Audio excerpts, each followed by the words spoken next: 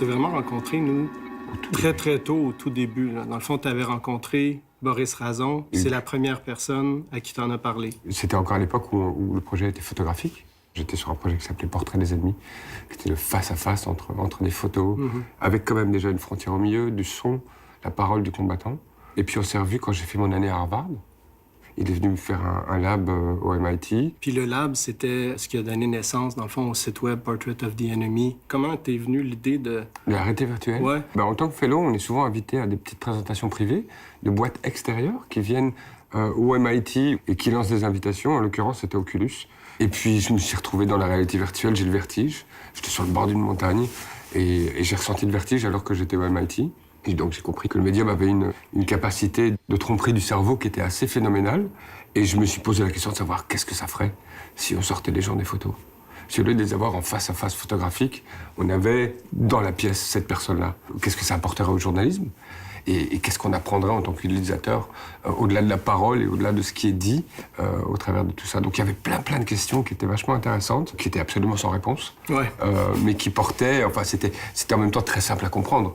C'était vraiment essayer de ramener un humain dans sa capacité la plus humaine possible, c'est-à-dire son langage corporel, son engagement des yeux, ses mouvements, son attitude, sa voix, sa présence. Et est-ce que c'était possible ? Dans le fond, c'est quand la première fois que tu es allé en Israël pour En mai 2014. En mai 2014, on a tout capté et on a commencé à voir, à partir du mois de septembre, les combattants avec des animations assez courtes. Mais au moins, ils étaient debout et ils commençaient à bouger. Et là, on parlait, dans le fond, de deux combattants, l'Israélien puis le Palestinien. Abou Khaled et Gilad. Et ils se sont vraiment mis dans l'espace avec une direction artistique au niveau de la pièce, au niveau du son, au niveau du storytelling, comment est-ce qu'on progresse dedans. Ça s'est déroulé au mois de janvier-février, quand on a fait notre première présentation à New York. Comment tu arrivais à obtenir, dans le fond, l'adhésion puis la participation des combattants? Ça dépend pour ce qui était d'Israël-Palestine. L'armée israélienne était tout à fait contre, parce qu'ils avaient déjà fait le travail Portrait des ennemis. Et qu'ils avaient vraiment pas du tout aimé la mise en égalité entre les combattants palestiniens. Pour les Israéliens, c'est une définition terroriste, face à des combattants de l'armée israélienne. Et ils n'ont pas du tout aimé. Donc, quand je suis retourné là-bas pour faire le projet, j'ai été chercher d'autres gens qui étaient dans l'armée, mais qui ne dépendaient plus d'un état-major. Donc, ce sont des réservistes, et Gilad était réserviste. On a fait l'interview au mois de mai, et au mois de juin, il était en face-à-face avec Abou Khaled dans la guerre de juillet début août 2014. Puis quand tu dis face-à-face, c'est pas nécessairement un face-à-face conscient, là. C'est juste que soudainement, les deux armées se faisaient face à nouveau. Oui, mais j'irais plus loin, parce qu'ils étaient conscients.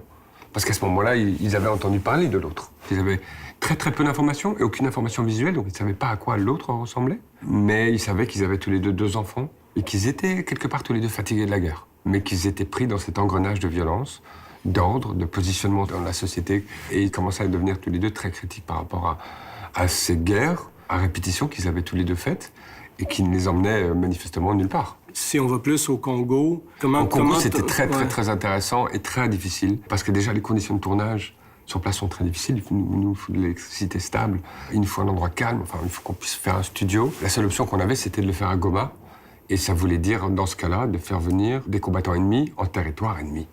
Donc on a fait venir des Maï-Maï, qui sont très recherchés, et puis le FDLR, les anciens combattants rwandais, installés dans l'est du Congo, qui sont aussi, eux, extrêmement recherchés par l'armée congolaise. Ils n'étaient pas ensemble, d'ailleurs, ces deux groupes-là, cachés dans des maisons différentes, à Goma.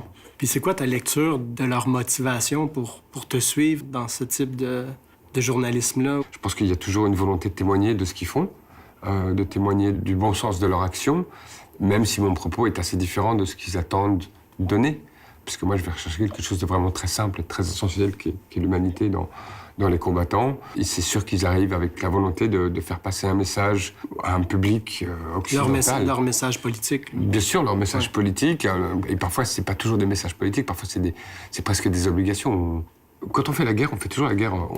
On vend toujours la défense. C'est toujours une défense. Alors la guerre peut être très offensive, mais si on veut motiver les troupes, on motive les troupes en disant que vous allez défendre votre famille, vous allez défendre votre culture, votre langue, votre religion. Puis ça, c'est quelque chose qu'en dehors des conflits qui ont été traités dans The Enemy, c'est des choses que tu as vues dans tes 18 ans de carrière là, sur le terrain. C'est ce que je voyais, mais c'est pas ce que je transmettais au travers de mes photographies. Donc finalement, c'est né d'une expérience de terrain que je n'arrivais pas, au travers du médium que j'avais, à faire passer. Puis là, avec Enemy, c'était soudainement l'occasion de changer ta lentille. Ouais, D'avoir un propos qui était beaucoup plus simple, en fait. Qui n'était pas celui d'expliquer une guerre, mais d'aller vers quelque chose qui était beaucoup plus simple, en fait, qui était la parole du combattant face à la parole d'un autre combattant. Et puis, je pose 2 types de questions. Les questions que je pose sur l'autre. Qui est ton ennemi? Pourquoi? Est-ce que tu l'as tué? Donc là, on est dans la notion du fantasme, de ce qu'on nous a dit, de ce qu'on pense de l'autre. Donc, on est souvent dans le stéréotype. Et on va être dans la défense.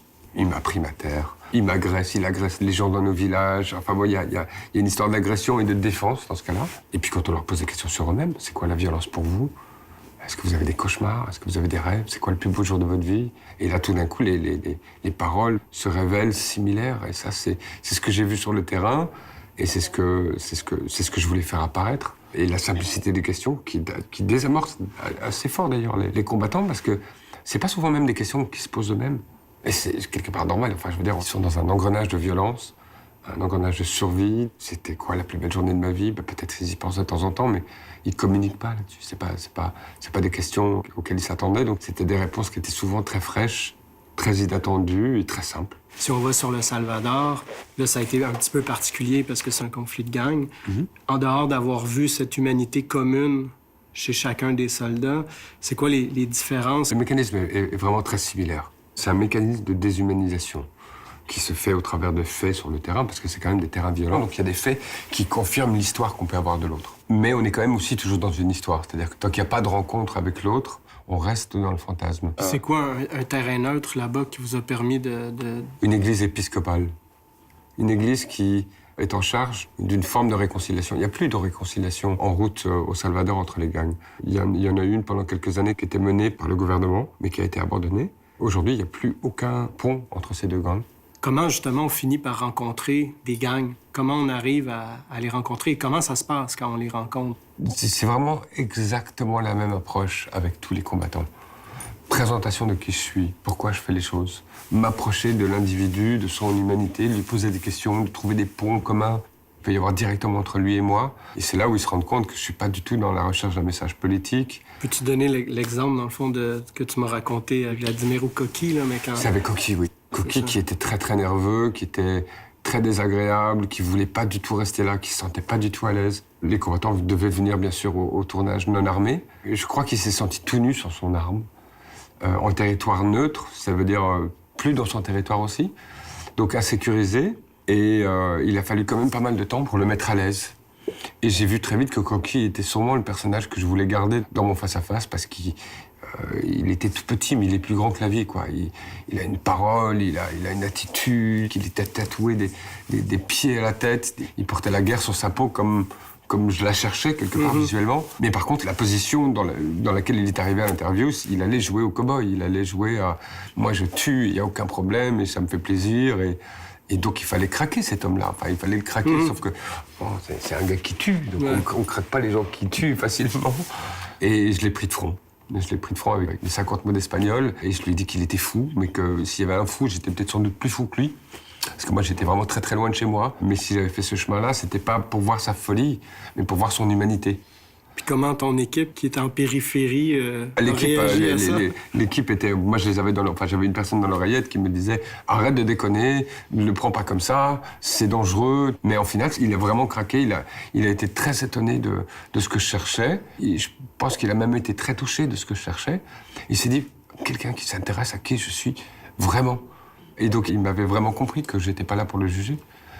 Que j'étais là pour le rencontrer, pour comprendre pourquoi il faisait les choses, qu'est-ce qui portait encore en lui de souffrance par rapport à ses actes, de peur par rapport à ce qui pourrait lui arriver à lui ou aux gens qu'il aime. Et il nous a parlé d'un cycle de la violence dans lequel il était, et je trouve qu'il l'a fait de manière magnifique, parce qu'il l'a fait d'abord très simplement, et puis il me semble de manière très très honnête. Puis là, aujourd'hui, dans le fond, on arrive 4 ans plus tard.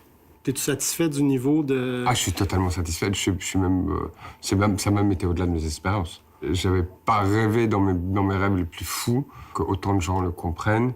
Que les gens pleurent? Que les gens pleurent, que les gens comprennent, que les gens en parlent par l'après, que les gens se rendent compte du message et qu'ils le fassent sien, parce qu'ils l'ont vécu au travers d'une expérience qui va leur appartenir à partir de là. Il y a peut-être une dernière chose, mais elle est en développement, c'est de comprendre neurologiquement qu'est-ce qui se passe dans la tête des gens. qu'est-ce qui se passe dans la tête de jeunes Palestiniens, de jeunes Israéliens qui vont aller dans The Enemy quand on compare ça à une vidéo 2D classique. En quoi cela nous active des parties du cerveau qui ne se sont pas activées dans d'autres médiums. En quoi ça reste, en quoi ça nous aide à d'abord changer de perspective et puis d'adopter ces perspectives comme étant anciennes et donc d'avoir un vrai changement d'attitude par rapport au conflit. Quand on est israélien et qu'il faut qu'on s'approche physiquement d'un combattant palestinien, on ne le fait que dans The Enemy. Dans la vraie vie, on part dans l'autre sens. Donc il y a une fenêtre d'opportunité, de sécurité qui est installée dans The Enemy qui fait qu'ils ont la force, le courage, la curiosité de le faire. Mais ça ne veut pas dire que ça ne se fait pas sans émotion, sans a priori, sans crainte, sans montée d'adrénaline.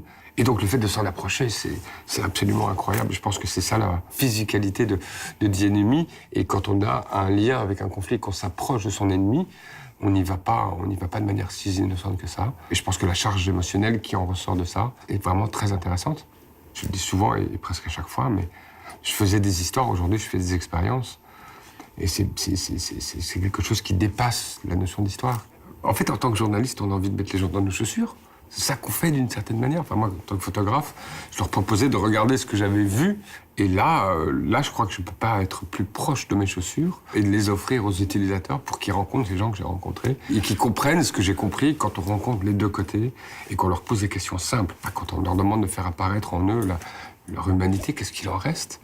Et on se rend compte que c'est des deux côtés, que les gens ressentent ça et se mettent à réfléchir sur cette question de l'autre. Et qu'ensuite, c'est la perception de l'utilisateur qui va juger de qui a raison, de qui n'a pas raison, de qu'est-ce qui reste comme point de similarité, d'humanité, de qu'est-ce qui se révèle. Tout ça appartient à l'utilisateur, ne m'appartient plus à moi et n'appartient plus non plus au protagoniste, c'est-à-dire au combattant.